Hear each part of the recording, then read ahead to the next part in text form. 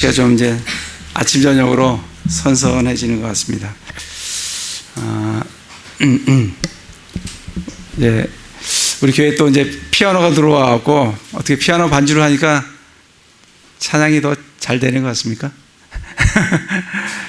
예, 우리 김경자매 열심히 잘하도록 격려의 박수 한번 할까요? 피아노가 있어서 반주하니까 음향으로 하는 것보다 훨씬 좋은 것 같습니다. 부드럽고 잘 해주셔서 우리 찬양이 더 하나님께 마음속에서 나오는 그런 찬양이 될 수 있도록 해주시면 좋을 것 같아요. 우리 지금 이제 에베소서를 지금 계속 보고 있습니다. 오늘은 에베소서 6장 10절에서 24절 말씀을 중심으로 나누려고 합니다. 10절에 보면 끝으로 내 형제들아 주 안에서와 그분의 강력한 권능 안에서 강건한 자가 되라, 이렇게 이제 말씀을 해 주십니다. 벌써 에베소서가 끝인 것 같아요. 사도 바울은 이제 끝으로 얘기를 하면서 이 끝이 1장부터 3장까지 이제 에베소서의 전체 교리에 대해서 이제 말씀을 해 주시고, 그 다음부터 이제 4장부터 보면 이제 우리 교회가 어떻게 해야 될지 그 말씀들을 우리에게 해 주십니다. 그래서 4장에 보시면 그리스도 안에서 교회가 하나가 되어야 된다. 그래서 성도들을 완전하게 하고 섬기는 일을 하게 하며, 그리고 그리스도의 몸을 이렇게 세워 나가야 한다. 그러면서 이 교회는 부패한 옛사람을 벗어버리고 새롭게 창조된 그 새 사람을 입어야 한다. 그리고 우리는 하나님을 따르는 자, 예수 그리스도를 따르는 자, 성령님을 따르는 그런 따르는 자로서 사랑 안에서 걷고 빛된 자녀로서 걷고, 그리고 지혜롭게 조심스럽게 걸어야 한다. 그렇게 이제 말씀을 우리에게 주셨습니다. 그러면서 5장 22절부터 보면 우리가 가장 가까이서 맺어야 될 관계에 대해서 말씀을 해 주십니다. 아내와 남편, 그리고 또 자녀와 부모와 자녀, 또 주인과 종, 뿐만 아니라 밖에 있는 믿지 않는 자들까지 우리에게 말씀을 나눠 주십니다. 에베소 5장 22절부터 보시면 이 아내와 남편에 대해서 나눠 주시는데, 아내에게 주시는 말씀이 세 구절이에요. 이 세 구절인데 아주 단순한 간단한 말씀인데 굉장히 쉽지 않은 그런 말씀입니다. 22절에 보면 아내들아 너희 남편에게 복종하기를 주께 하듯 하라. 이 아내들에게 주시는 말씀은 복종하라는 거예요. 어느 정도 복종하냐면 주께 하듯 복종하라는 거예요. 대단히 어렵습니다. 그죠? 쉽지 않아요. 근데 그렇게 하려고 하면 정말 성령으로 충만하지 않으면 이 말씀을 준행하기가, 순종하기가 쉽지 않아요. 왜냐하면 23절에 보면 남편이 아내의 머리됨이 그리스도께서 교회의 머리 되신 것과 같기 때문이다. 그리스도가 교회의 머리이듯이 남편이 아내의 머리라는 거예요. 그러시면서 24절에 보면 그러므로 교회가 그리스도께 복종하듯 아내들도 모든 일에서, 마음에 드는 일에만이 아니라 어떤 경우에는 남편이 정말 이 남편인가 싶을 정도로 있을 수도 있어요.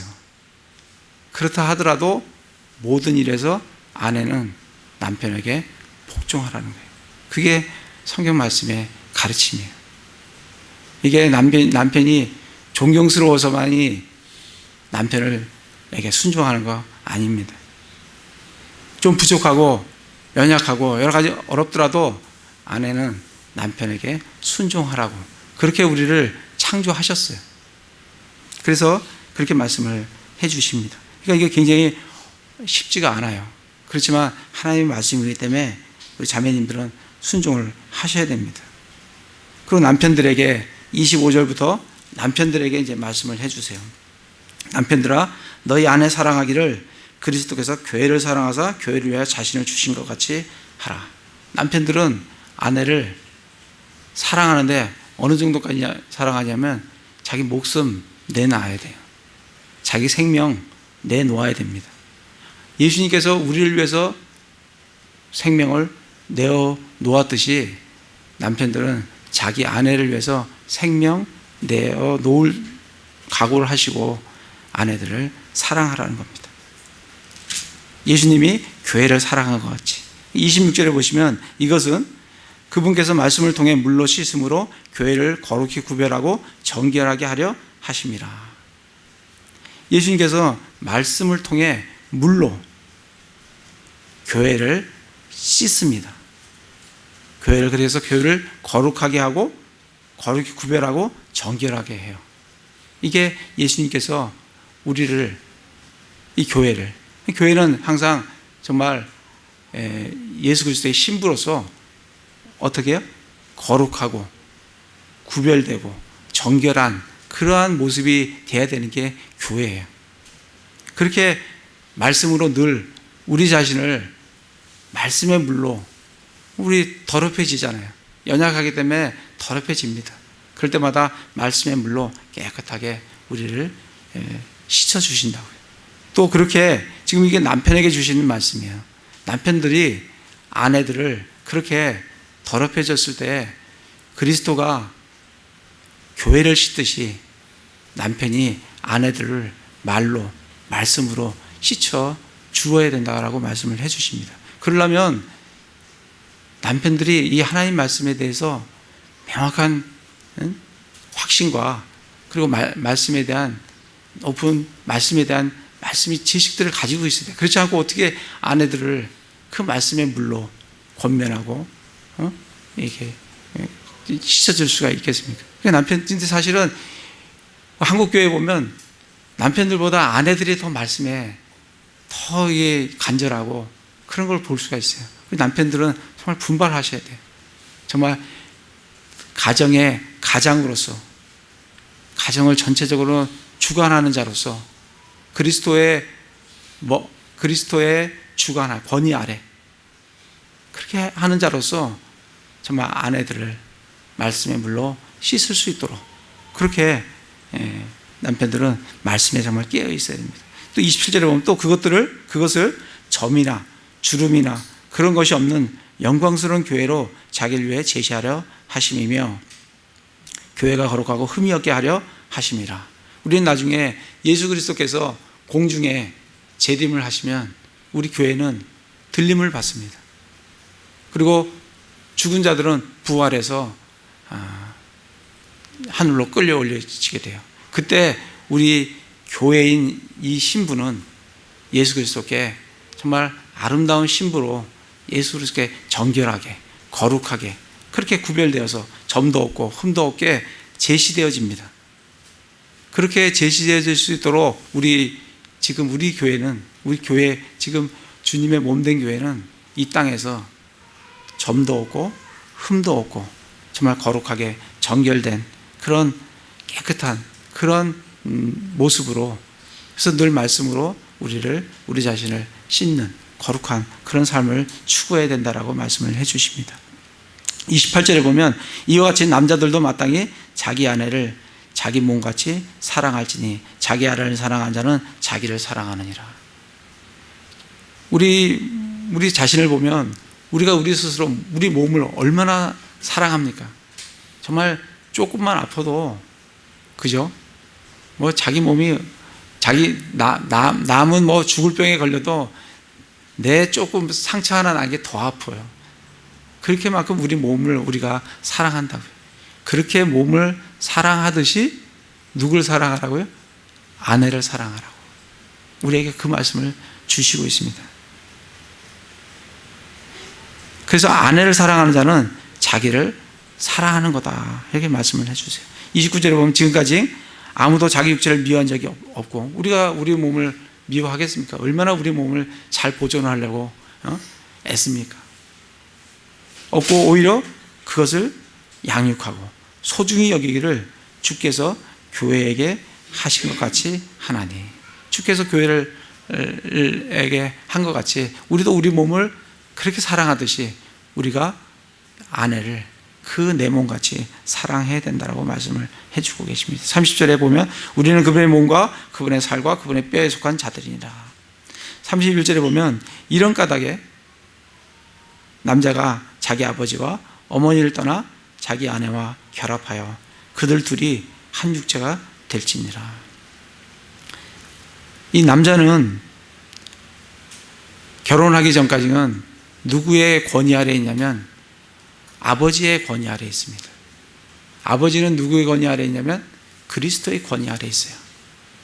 그래서 이 남자가 자기의 역할을 올바로 잘 하려고 하면, 이제 나이가 들어서 잘 하려고 하면 결혼을 해야 돼요.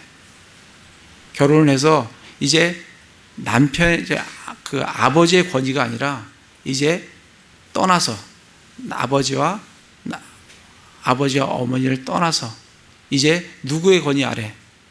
예수 그리스도의 권위 아래 자기의 가정을, 그 권위 아래 자기 가정을 자기가 스스로 잘 세울 수 있도록, 그래서 아버지와 어머니를 떠나는 겁니다. 떠나서 그리스도의 권위 아래 그 가정을 올바로 세울 수 있도록. 그러니까 여기 부모 내리신 분들도 많이 있는데 때가 되면 이제 아들들을 내어놓을 줄 또 아셔야 돼요. 이건 뭐 마냥 내 아들이 아닌 겁니다. 이제 그 때가 되면 내어놓으셔서 그가 그리스도의 권위 아래 그가 자기의 가정을 아내와 함께 둘이 한 몸을 이루면서 그 가정을 이룰 수 있도록 그렇게 해줘야 됩니다. 그게 지금 31절의 말씀이에요. 이런 까닭에 이렇게 앞에 있는 이런 것들을 남편이 하기 위해서는 아버지와 어머니의 권위 아래에 있는 게 아니라 그걸 떠나서 이제 그리스도의 권위 아래 자기가 한 남편으로서 가정을 이루어가야 된다라고 우리에게 말씀을 해주십니다. 32절에 보면 이것은 큰 신비라. 그러나 내가 그리스도와 교회에 대하여 말하노라. 31절은 창세기 2장 24절 말씀이에요. 남편이 아버지와 어머니를 떠나 아내와 결합하여 둘이 한 몸이 될지라. 이거는 창세기 2장 24절 말씀인데 이 말씀을 하나님께서 하실 때 뭘 염두에 두고 하시냐면 교회와 그리스도의 관계를 염두에 두시고 하셨다는 거예요. 그래서 이게 신비라는 거예요. 그렇게 말씀을 하셨고 지금 이 신비를 사도 바울이 우리에게 계시로 풀어주고 있는 겁니다. 그 하나님께서 남자와 여자를 창조하시고 남자가 아내와 함께 남자가 아버지와 어머니를 떠나 아내와 함께 둘이 한 몸을 이룰지라, 그 말씀을 우리에게 창세기 2장에서 주실 그때, 사람들에게 그때 주실 때, 그때 하나님은 예수 그리스도와 우리 교회의 관계를 마음속에 두고 그 말씀을 하셨기 때문에 이것이 큰 신비라는 거예요. 지금 내가 남편과 아내에 대해서 얘기를 하지만 이거는 남편과 아내의 얘기이기도 하지만 예수 그리스도와 교회의 관계의 얘기라고 지금 우리에게 말씀을 해주고 계십니다. 그럼에도 불구하고 너희 각 사람이 자기를 사랑하듯 개별적으로 자기 아내를 사랑하고 아내도 주의하여 자기 남편을 존경할지니라. 그렇게 말씀을 해주십니다. 우리 골로새서 한번 가보겠습니다. 골로새서 3장에 보시면 동일한 말씀들을 계속해서 말씀을 주고 계십니다. 18절에 보면 아내들아 너희 남편에게 복종하라. 그것이 주 안에서 합당하니라. 아내에게 주시는 말씀이에요. 19절에 남편들아 너희 아내를 사랑하고 모질게 대하지 말라. 20절에 자녀들에게 주시는 말씀이에요. 모든 일에서 부모에게 순종해라. 특별히 아버지들에게 주시는 말씀이에요. 너희 자녀들 노엽게 하지 말라. 그들이 낙심할까 염려한다. 그리고 23절, 22절부터는 종들에 대한 얘기예요. 종들아, 우리는 직장을 가지고 있고 종들로서 직업을 가지고 또 주인으로서 직업을 가지고 계신 분들도 계세요. 그 말씀은 4장 1절에 주인들아에 대해서 나오고 있습니다. 우리 직장을 가진 우리들은 오너의 종이에요. 22절에 보면 종들아, 육체에 따른 너희 주인된 자들에게 모든 일에서 순종하되 사람들을 기쁘게 하는 자들같이 눈으로 섬기지 말고 오직 하나님을 두려워하여 단일한 마음으로 하라. 그러니까 정말 주인에게 그리스도께 순종하듯 직장에 있는 상사들에게 또 사장에게 순종하라는 거예요. 23절에 무슨 일을 하든지 마음을 다해 죽게 하듯 하고 사람에게 하지 말라고. 24절에는 너희가 상속유업의 보상을 주에게서 받는 줄 아나니 너희는 주 그리스도를 섬기느니라. 우리는 상속유업을 누구에게 받냐면 예수 그리스도로부터 상속유업을 받습니다. 그런데 그 상속유업을 예수 그리스도를 섬길 때 그 섬김의 그거로 인해서 우리가 상속유업을 받습니다.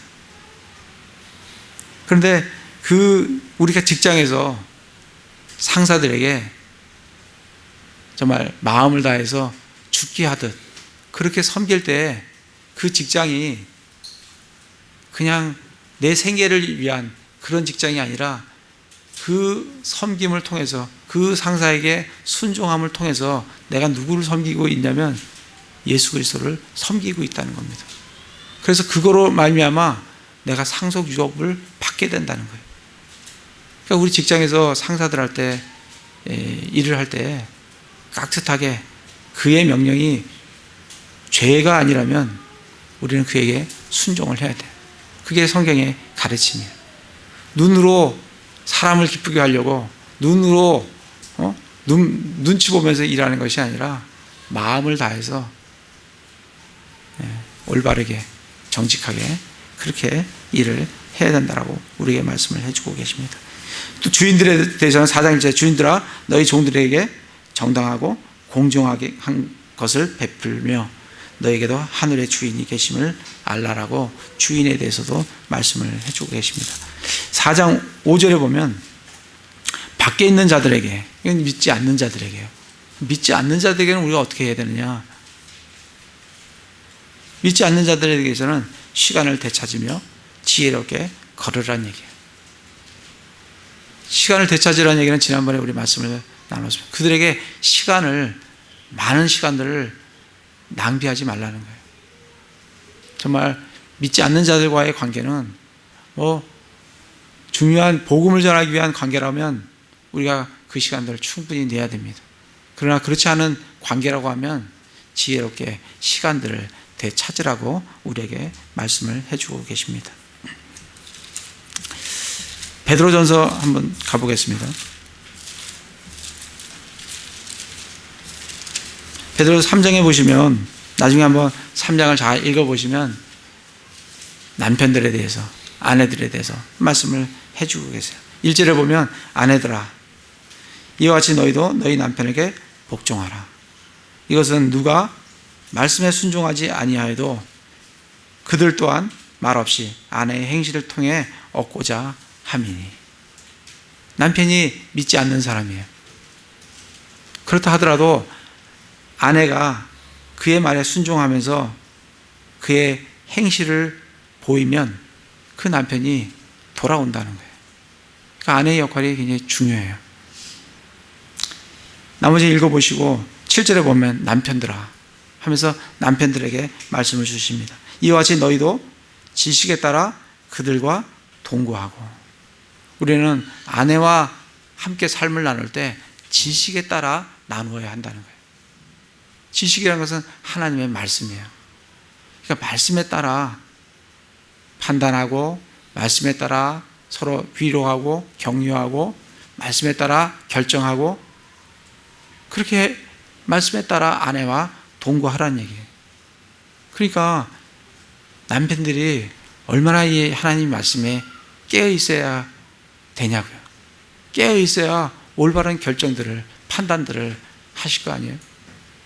그래서 정말 남편들은 말씀에 깨어 있어야 합니다. 아내들도 물론 깨어 있어야 되지만 더더욱 남편들은 하나님 말씀에 깨어 있어야 돼요. 그러면서 아내를 더 약한 그릇이요 생명의 은혜를 함께 상속받을 자로 여기고 존중하라. 아내만 남편을 존중하는 게 아니라 남편도 생명의 유업을 나중에 함께 받습니다. 상속을 함께 받는다고요. 그리고 더 약한 그릇으로 알고 아내를 존중하고 그렇게 해야 기도의 방해를 받지 않는다라고 우리에게 말씀을 주고 계십니다.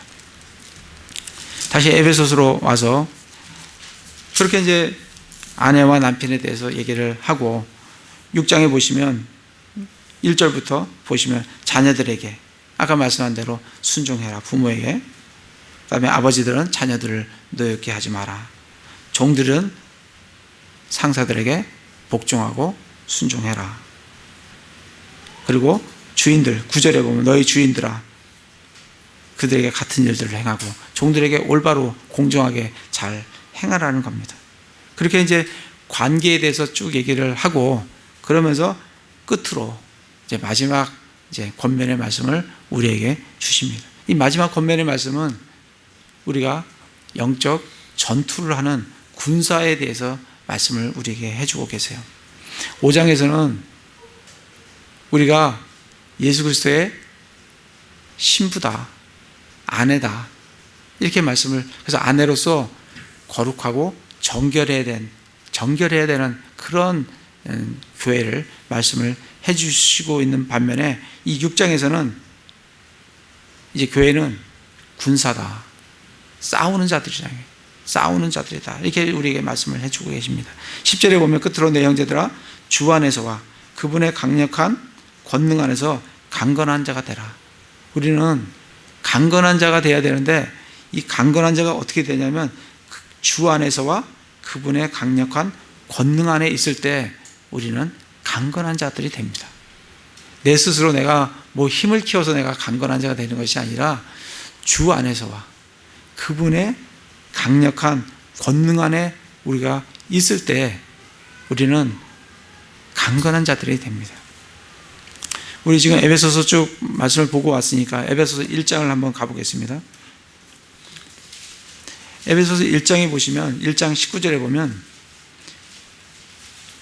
그분의 강력한 권능의 활동에 따라 믿는 우리에게 베푸신 바 그분의 큰 권능이 어떤 것인지 너희가 알게 하시기를 구하노라. 우리 지금 하나님께 우리 주보에 보면 기도 제목이 8개가 나와 있어요. 그 중에 기도 제목 하나가 이 19절 말씀이에요. 그분의 강력한 권능의 활동에 따라 하나님은 강력한 활동을 권능의 활동을 하십니다. 그리고 우리 믿은 바 우리 애들에게 그 강력한 권능을 우리에게 베푸세요. 그 강력한 권능으로 말미암아 그 권능 안에 있을 때 우리는 강력한 자들이 강건한 자들이 된다라고 우리에게 말씀을 해주고 계십니다. 3장 16절에 보면 에베소 3장 16절에 보면 우리가 어떻게 강건한 자가 되냐면 그분께서 자신의 영광의 풍성함에 따라 자신의 영을 통해 속사람이 능력으로 강건하게 됨을 너희에게 허락하시며 이것도 우리가 지금 기도 제목 중에 하나예요. 우리의 겉사람이 아니라 우리의 겉사람은 후패해져가요. 날로 낡아져간다고요. 그러나 우리의 속사람은 성령으로 말미암아 강건하게 되도록 그렇게 지금 사도 바울이 기도하고 있어요. 우리의 속사람이 날로 성령으로 말미암아 강력해지도록 강건해지도록 그래서 우리가 어떻게 강력해지냐면 성령으로 말미암아 우리의 속사람이 강건해집니다. 그걸 위해서 기도하시고 또 그런 사람이 되시길 바랍니다. 그래서 정말 우리가 기도 제목이 8개 있고 교회를 위한 기도 제목이 있는데 그거 펴셔서 날마다 아침 저녁으로 자신을 위해서, 또 우리 교인들을 위해서, 또 가족들을 위해서, 또 주변의 친지들을 위해서 그러한 사람들이 되도록 우리가 기도를 하는 게 필요합니다. 또 우리가 어떻게 강력한 자가 되냐면 에베소 3장 19절에 보면 지식을 뛰어넘는 그리스도의 사랑을 알아 하나님의 모든 충만하심으로 충만하게 되기를 구하노라. 우리가 지식을 뛰어넘는 그리스도의 사랑을 알게 되면 하나님의 충만하심으로 우리가 충만하게 된다고 말씀을 해주고 계세요. 그러니까 지식을 뛰어넘는 그리스도의 사랑, 이 그리스도의 사랑이, 나를 향한 예수 그리스도의 사랑이 어떤 사랑인지, 그 사랑은 어떤 사랑이냐면 지식을 뛰어넘는 사랑이라는 거예요. 내가 상상할 수도 없는 그런 사랑이라는 거예요. 하나님의 아들이신 예수 그리스도가 죄인을 위해서 자기의 생명을 내어놓는 그런 사랑이에요. 그 지식을 뛰어넘는 그 사랑을 우리가 알게 되면 하나님의 모든 충만하심이 내 안에 가득 채워진다는 거예요. 정말 그 사랑을 우리가 알게 되면 정말 우리 삶 속에 크게 문제될 게 별로 없어요. 근데 그 사랑으로 우리가 채워지지 않게 되면 조그만 것도 자꾸 문제가 되고 걸려 넘어지게 되는 우리 자신을 이게 보게 됩니다. 그래서 지식에 뛰어넘는 그 그리스도의 사랑을 풍성하게 정말 아시고 경험하시고 그거를 누리시는, 그럴 때 우리는 하나님의 모든 충만하신 것으로 우리가 충만하게 된다라고 말씀을 해주고 계십니다. 디모데후서를 가보겠습니다. 디모데후서에 보시면 디모데후서 2장 2절에 보시면 2장 1절입니다. 2장 1절에 보시면 사도 바울이 디모데에게 편지한 말씀이에요. 2장 1절에 보면 그러므로 내 아들아, 이 내 아들이 디모데예요. 디모데야, 너는 그리스도 예수님 안에 있는 의뢰 안에서 강건한 자가 되고. 그래서 성경 말씀 전체에서 우리가 강건하게 되는 것은 내가 무슨 운동을 열심히 해서 육체적으로 뭘 이렇게 내 자신을 강건하게 해서 내가 강건하게 되는 것이 아니라 아까 지식을 뛰어넘는 그리스도의 사랑을 풍성하게 알고 누릴 때, 또 여기에서는 뭐예요? 예수 그리스도 안에 있는 은혜, 그 은혜를 내가 풍성하게 누리게 될 때 내가 강건한 자가 된다라고 우리에게 말씀을 해주고 계십니다. 그래서 에베소서에 가시면, 우리 다시 에베소서로 가서 에베소서의 2장에 보시면 그 하나님의 사랑과 그 은혜에 대해서 우리가 정말 알 수 있는 말씀이 있습니다. 에베소서 2장에 보시면 2장 3절에 보면 우리는 이 세상 행로를 따라, 그리고 사탄의 영을 따라, 또 내 육신의 욕망을 따라 살아가는 본래 진노의 자녀였어요. 그런데 4절에 보면 긍휼이 풍성하신 하나님께서 친히 우리를 사랑할 때 보여주신 자신의 크신 사랑으로 인하여, 이게 지식에 뛰어넘는 그리스도의 사랑이에요. 심지어 우리가 죄들 가운데서 죽었을 때 우리를 그리스도와 함께 살리셨고 너희가 은혜로 구원을 받았느니라. 이게 우리에게 보여주신 은혜예요. 그래서 이 사랑과 이 은혜, 내가 본래 진노의 자녀였는데 그 진노의 자녀로부터 긍휼이 풍성하신 하나님께서 내게 사랑을 베풀어 주심으로 말미암아 믿음을 통해 은혜로 내가 구원받았다는 그 사실에, 그 은혜에, 그 사랑에 내가 감격하게 되고 그것에 풍성이 젖어 있으면 우리는 그리스도 안에서 강력한, 강건한 그런 자가 된다라고 우리에게 말씀을 해주고 계십니다. 다시 에베소서에 와서 우리에게 에베소 5장 10절에 주 안에서와 그분의 강력한 권능 안에서 강건한 자가 되라. 왜 우리가 강건한 자가 되어야 되냐면 그건 11절 12절에 잘 나와 있어요. 우리가 마귀의 관계를 능히 대적하고 서기 위해 하나님의 전신갑주를 입으라. 우리는 누구와 싸우냐면 지금 혈과 육, 12절에 보면 살과 피와 맛부터 싸우지 않아요. 우리는 사람들하고 싸우는 게 아니라 정사들과 권능들과 이 세상 어둠의 치지자들과 높은 처소에 있는 영적 사악함들과 맞붙어 싸우기 때문에 우리가 강건한 자가 되어야 된다는 거예요. 강건한 자가 될 뿐만 아니라 하나님의 전신 갑주를 입어야 된다고. 우리 에베소서에 보면 예수님을 살리시고 우리를 어떻게 했다고요? 우리를 하늘 처소에 우리를 앉혀주셨어요. 그죠? 앉혀주시고 그리고 4장부터 4장, 5장, 6장까지 6장에 오면서 계속 말하기를 뭐라 그래요? 걸으라고.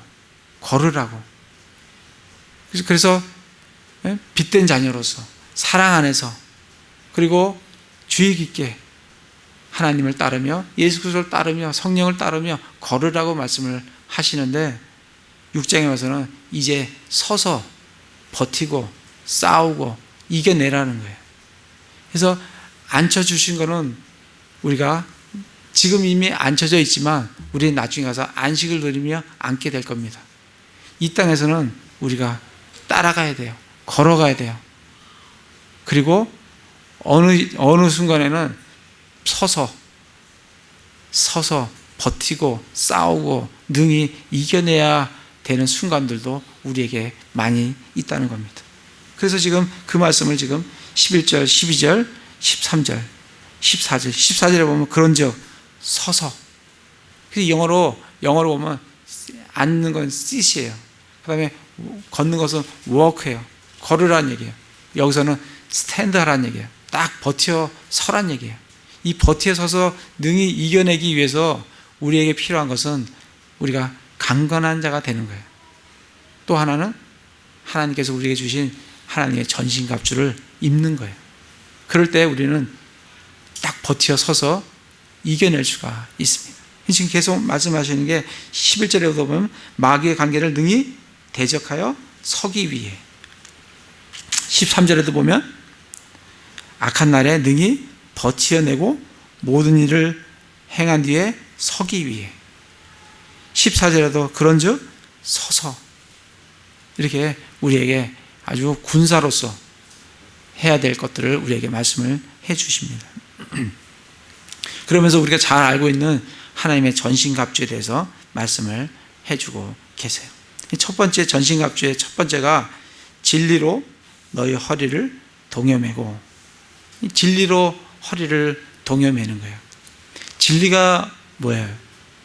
우리는 성경에서 진리에 대해서 이렇게 말씀을 해주세요.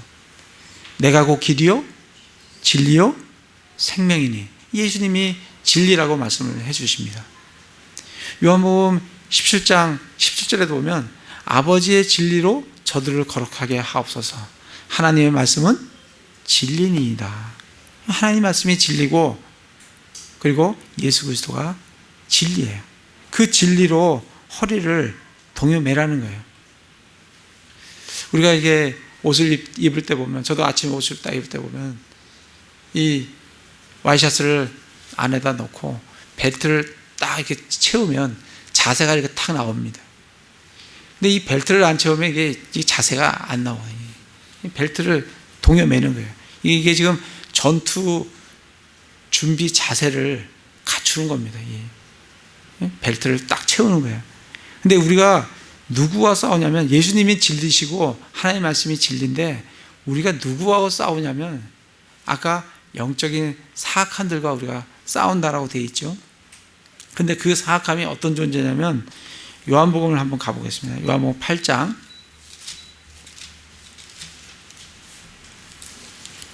44절. 우리가 우리의 적을 잘 알아야 될 것 같아요. 요한복음 8장 44절에 가시면,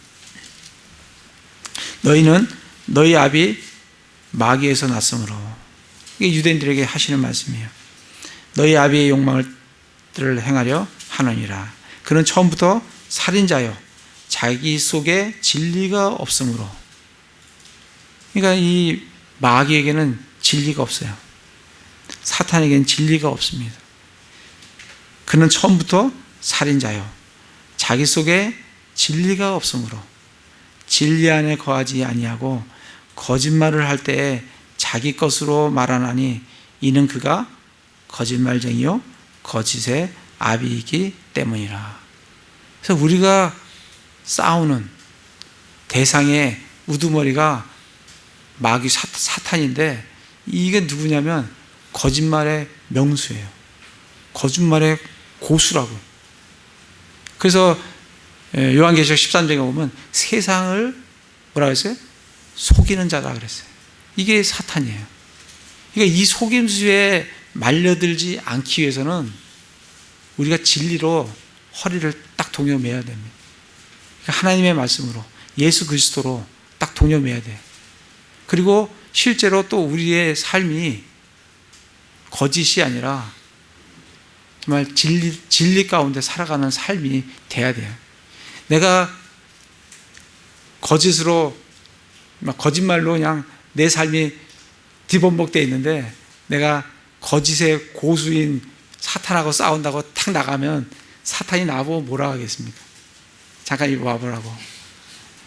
내가 거짓의 고수인데 너 이거 뭐 입고 나왔는데 보니까 다 거짓으로 그냥 둘러싸고 있고 온 거예요. 싸움이 되겠습니까? 그건 뭐 싸움 하지도 않고 벌써 패배 끝난 거예요. 싸움이 끝난 거예요. 우리는 예수 그리스도의 진리로 허리를 동여맬 뿐만 아니라 우리의 삶이 진리 가운데, 우리 그리스도인 삶 가운데 중요한 덕목 중에 하나가 뭐냐면 정직입니다. 정직해야 돼요. 여기서 아까 로마서 8장에서 봤을 때 그 마귀에게는 진리가 없다 그러잖아요. 그러면서 뭐라 그래요? 거짓말쟁이라고. 거짓말하고 진리하고가 상반되는 거예요. 그러니까 우리 그리스도인들의 가장 큰 덕목 중에 하나가 뭐야 되냐면 정직해야 돼요. 여러분들 진짜 직장에서나 사회 나가서 여러분들의 평가가, 저 사람은 내가 잘 모르겠는데 어쨌든 그리스도인으로서 정직해, 그런 평가를 들으셔야 됩니다. 어떤 상황에서도 거짓말을 하지 않도록 하셔야 돼요. 하나님의 도우심을, 예수 그리스도의 도우심을 구하시면서 정직한 삶을 사셔야 돼요. 근데 사실 지금 우리가 살고 있는 이 세상에서 정직함으로 살아가려고 하면 많은 손해를 감수해야 돼요. 여러분, 감수를 하시더라도 정직한 삶을 사셔야 돼요. 왜? 우리에게 예수님이 진리시고 하나님 말씀이 진리인 우리의 정말 가장 두드러진 덕목 중에 하나가 정직이 돼야 되기 때문에 그래요. 근데 정말 정직하기가 쉽지가 않아요. 정직하려고 하면 많은 손해를 감수해야 되고, 좀 이렇게 거짓말 좀 이렇게 하면은 쉽게 살 수가 있어요. 사는 게 그렇게 어렵지 않아요. 그런데 정직하려고 하면 자기 자신을 잘 예비를 해야 됩니다. 잘 예비를 하지 않으면 쉽게 정직에서 무너지게 돼요. 그래서 미리 예비하시고 방어하시고, 그러면서 어느 상황에 어떤지든지 정직한 삶을, 내가 손해보는 한이 있더라도 정직하게 말을 하시고 정직한 삶을 사시기 바랍니다. 저는 최근에 현대제철에 이제 제가 포스코도 들어가고 이제 현대제철에 들어가는데, 사실 포스코나 현대제철에 들어가려고 하면 이제 좀 제약이 좀 많이 있어요. 뭐 모두 갖고 들어오지 마라. 뭐 노트북 같은 건 이제 안 돼요. 노트북도 안 되고 뭐 핸드폰도 뭐 붙여야 되고, 그리고 또 USB 이런 것들도 갖고 다 걸리면 이제 다 출입이 정지되고 막 그런 어떤 조치들을 취하게 돼요. 그래서 제가 깜빡하고 노트북을, 현대제철에 갈 때 노트북을 제 가방에 가지고 들어갔어요. 들어갈 때 사실은 신고를 해야 되는데 정신없이 들어가다 보니까 이제 그냥 들어가게 됐어요. 근데 나올 때 경비에서 묻습니다. 노트북 있으세요? 없습니다 하면 통과되는 거예요, 그냥.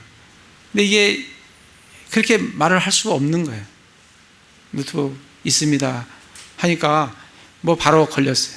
근데 그 노트북을 하나 찾는데 제가 1달 반 걸렸습니다. 계속 얘기를 해도 안 주는 거예요. 보고를 해야 된다, 어디에 정보팀에 얘기를 해야 된다, 하면서 1달 반 동안 내가 일을 해야 되는데, 일이 안 되는 거예요. 그렇게 어렵다고요. 그러니까 참 제가 어리석은 거죠. 제가 좀 더 꼼꼼해야 되는 거예요. 제대로 챙기고.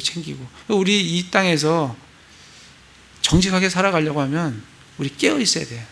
그리고 얘기를 해야 될 때 순간에는 우리는 그리스도인으로서 정직한 삶을, 정직한 얘기를 해야 됩니다. 정직한 사람은 누구 앞에서요? 왕 앞에 섭니다. 여러분들, 정직한 사람은 왕 앞에 서요. 지금 정치인들 한번 여러분들 신문지상에 보세요. 맨 거짓말이고, 이게 거짓말이 위에 거짓말을 그게 이 세상이에요. 근데 이 세상에서 우리 그리스도인들은 진리로 허리를 띠고 정직한 삶을 사셔야 됩니다. 정말 여기 오너로서 사시는 분들도 있을지 모르겠어요. 오너들은 정말 정직해야 돼요. 제 직장에 가서 보면 이 한국의 법이라는 게 이게 수준이 낮은 법이 아닙니다. 굉장히 수준이 높아요.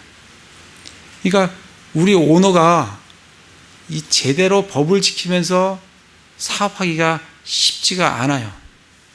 근데 한국은 이 법의 수준을 굉장히 높여놓아갖고, 이 높여놓으면 누구의 힘이 강해지냐면 관료들의 힘이 강해집니다.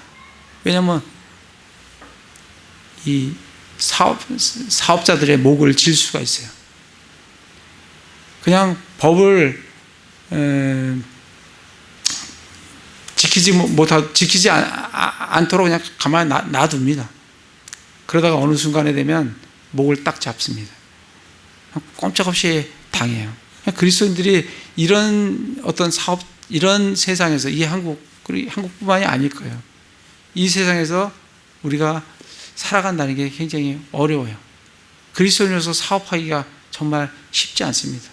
우리 직장만 하더라도 이 조그만 직장에서 도장을 해야 된다 하면 법규상으로는 집진기 다 설치해야 됩니다. 근데 그걸 설치하면서 도장하는 업체가 얼마나 되겠어요? 얼마 없습니다. 그때 잡으면, 나와서 검열하면 다 걸리는 거죠. 그리스도인들이, 그래서 저 같으면 저보고 사업을 해보라는데 저는 사업할 자신이 없어요. 그렇게 해가지고는 이익이 남을 수가 없을 것 같아요. 아무튼 우리 그리스도인들은 이 세상 가운데서 살아가는데, 우리가 세상은 그렇게 되더라도 우리 그리스도인들은 정직한 삶을 살아가야 됩니다. 왜냐하면 우리가 거지의 명수인 이 마귀와 우리가 싸우고 있기 때문에 그래요. 그리고 하나님께서 우리에게 말씀하시는 게, 레위기 19장 11절에서도 우리 보고 계속 얘기하시는 게 거짓말하지 말라는 거예요. 골로새 3장 9절에서도 너희가 서로 거짓말하지 말라, 옛사람과 그 행위를 벗어버려라 하고 말씀을 하기 때문에, 우리는 말을 하려거든 말을 안 하셔도 돼요. 근데 말을 하려거든 사실을, 진리를 말씀을 하셔야 됩니다. 에베소서 3장을 한번 보겠습니다. 에베소 3장을 보시면 4장 25절 보면, 그런즉 거짓말을 버리고 각 사람이 자기 이웃과 더불어 진리를 말하라. 이게 성경의 우리의 가르침이에요. 우리 성경에서 우리에게 주시는 말씀이에요. 거짓말을 버리고 각 사람이 자기 이웃과 더불어 진리를 말하라고 우리에게 말씀을 해주고 계십니다. 다시 에베소로 가서, 그래서 진리로 우리 허리를 동여매야 돼요. 그리고 의의 흉갑을 입어야 돼요. 그 의의 흉갑은 빌립보서 가보겠습니다. 빌립보서 3장에 보시면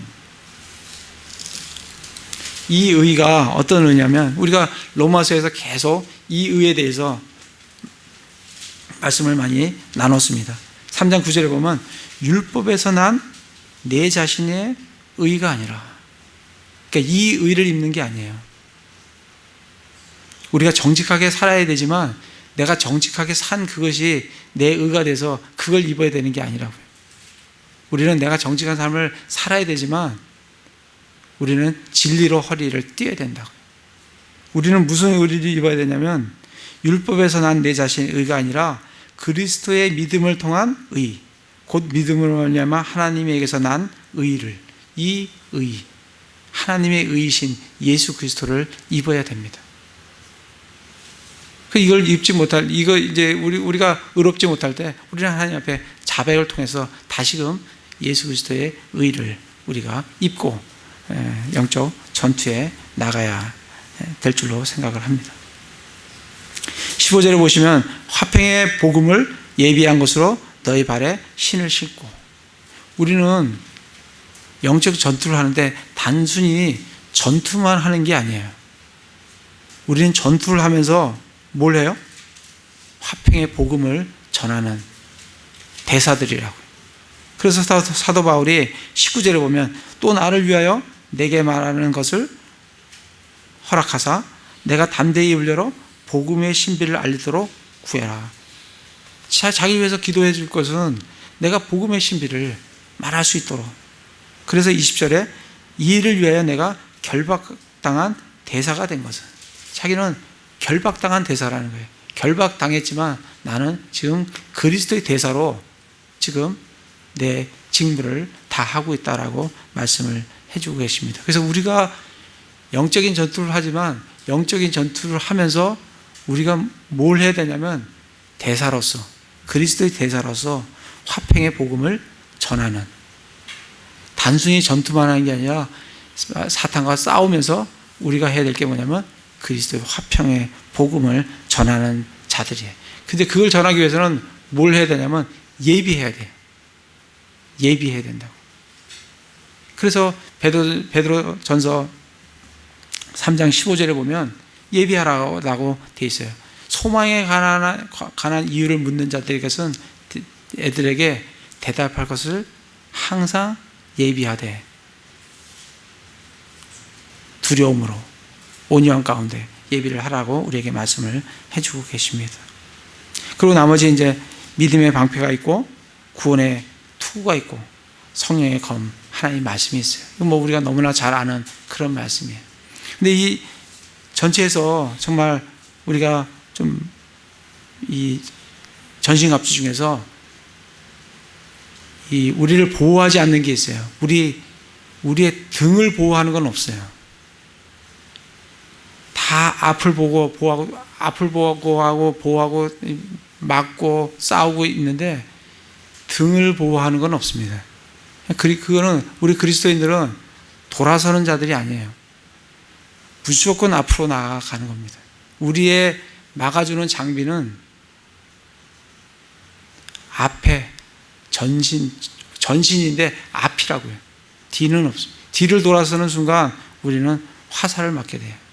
그래서 우리는 앞으로 전진을 하면서 마귀와 사탄과 싸우는 자들이다라고 우리에게 말씀을 해주고 계십니다. 또 우리가 마지막 강력한 무기는 기도예요. 그래서 18절에 모든 기도와 간구로 성령 안에서 항상 기도하되 모든 성도를 위해 모든 인내와 간구로 그 일에 깨어있고.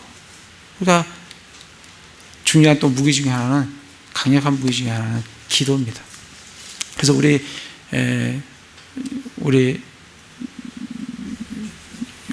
기도 제목이 있죠. 우리 주보에 보시면 그 기도 제목들을 가지고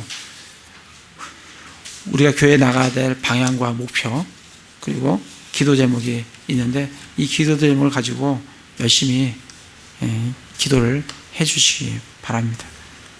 그래서 전체적으로 말씀을 요약하면 오늘은 교회는, 에베소 전체는 교회에 대해서 말씀을 해주고 계세요. 교회는 5장에서는 교회는 그리스도의 신부라는 거예요. 그래서 이 교회는 거룩해야 돼요. 정결해야 돼요. 흠과 점이 없어야 돼요. 늘 하나님의 말씀의 물로 우리 자신들을 씻어내야 돼요. 그런 정결한 신부라고요. 또 교회는 6장에서 교회는 전투하는 군사로 말씀을 우리에게 주고 계십니다. 누구하고 싸우냐면 사탄과 싸우는 그런 군사로 우리를 교회를 말씀을 해주고 계십니다.